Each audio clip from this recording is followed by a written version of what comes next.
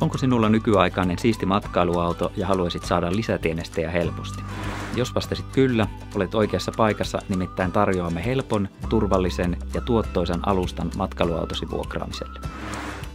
Sinun ei tarvitse itse huolehtia matkailuautosi markkinoinnista, vaan me teemme aktiivisesti markkinointia ja siten asiakkaat löytävät sivuimme kautta matkailuautosi.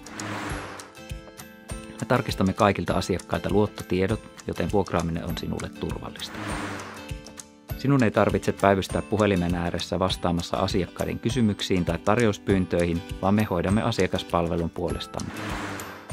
Opasvideon avulla asiakkaat voivat tutustua auton ominaisuuksiin ja toimintoihin jo ennen varsinaista vuokrausta, joten auton luovutus tapahtuu helposti ja nopeasti. Me tarjoamme omavastuuturvan auton omistajalle 1 000 € saakka, joten auton omistajan ei tarvitse huolehtia siitä, saadaanko korvaus perittyä vai ei. Järjestelmä tarjoaa erittäin monipuolisen hinnoittelumahdollisuuden. Pohjalle voidaan asettaa auton valmistelukulu, jonka päälle asetetaan päiväkohtainen hinta, ja tämän jälkeen voidaan asettaa erilaisia arvoja euroissa tai prosentteina. Oikeastaan vain mielikuvitus on rajalla. Auton omistaja voi halutessaan tarjota lisäpalveluita ja varusteita erilliseen lisähintaan. Järjestelmän kautta asiakkaalle lähtee maksulinkit, joiden kautta maksu tapahtuu luotettavasti ja turvallisesti. Järjestelmästä saa valmiiksi asiakkaan tiedolla täytetyn vuokrasopimuksen, joten auton luovutus on siltäkin osin helppoa.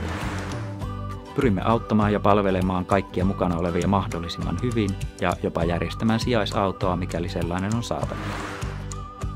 Koska pyrimme pitämään palvelun laadun korkeana ja tasaisena eri paikkakuntien välillä, edellytämme seuraavia asioita.